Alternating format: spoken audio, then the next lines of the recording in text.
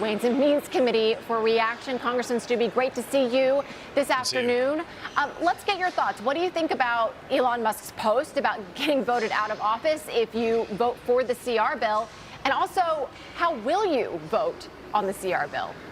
I couldn't agree with him more. I've never voted for a CR. I'm not going to start today. 43 days ago, the American people gave us a mandate. They gave us the United States Senate. They gave us the House majority again in the House. And they gave Donald Trump the presidency. Why in the world, days before we swear in on January 3rd, are we going to work with all the Democrats to pass all of this pork? I mean, we're doing things like health care. We're giving a stadium away. We're doing all of these things completely unrelated to funding the government, and we're funding the government at Chuck Schumer and Nancy Pelosi spending levels. Why would we do that? It goes against everything that we just got a mandate from the American people to do. The American people want us to cut spending, reduce the debt, and reduce the deficits. Yeah. Congressman, many people agree with you, and they would say, play the game of chicken. Even if there's a shutdown, we'll wait till Donald Trump comes into office, and we'll figure this out. But the reality of a government shutdown is a little bit more difficult to digest. Ultimately, why isn't there a way to pass a CR that cuts some of the pork? Well, I don't agree with that. I would shut the government down today. I'd have shut it down a year ago. We have a speaker who a year ago told us CRs are not the way to govern. He committed to the conference that we weren't going to govern through CRs anymore. And 4 CRs later, here we are eating another CR as a conference. So I mean, especially right now. So if the government shuts down on December 17th, it's during the holidays.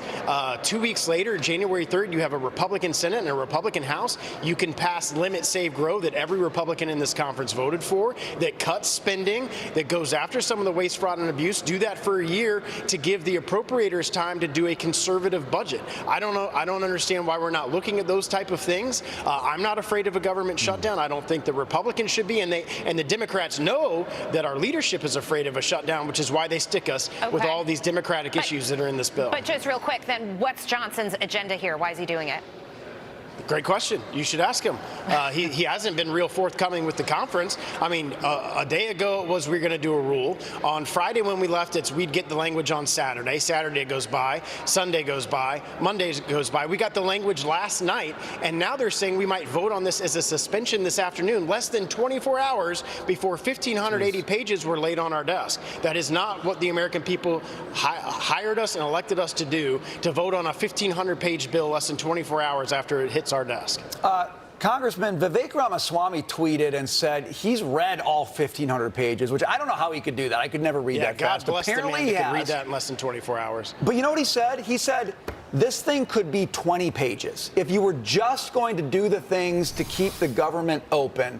But it crams all sorts of things that are unrelated to funding the government.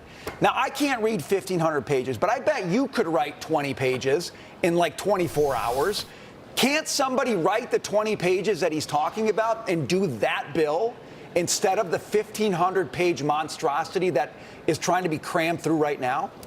Yeah, we could, but our speaker is going to the Democrats to cut a deal with Democrats and not talking to conservative, certainly conservative Republicans in the conference that would do just that. Instead, we're giving trade relations, like trade issues with Haiti are in the CR, where that country isn't even run by a viable government right now. There's no democracy there. There's so many different, there's healthcare related issues in the bill. We're going to pay off the bridge in Baltimore that was taken out by a private entity that should be having to pay for that out of their insurance. There's all these Democratic priorities in this bill, and that is not what the American people gave us an agenda to do just 43 short days ago.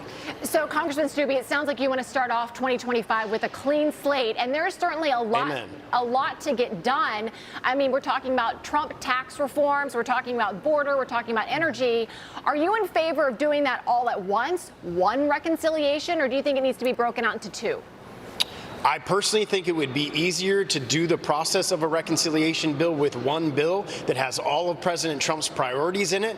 You have to go through a huge process. The Budget Committee has to pass a budget resolution. Then you go into reconciliation. It has to lay all of that out. It takes forever for the Senate to go through their procedural hurdles to get things done. I think you're running the risk if you do 2 bills, 2 reconciliation bills, that'll be later in this year before you're getting to the tax package. And the American people aren't going to feel the effects of that until later into 2026.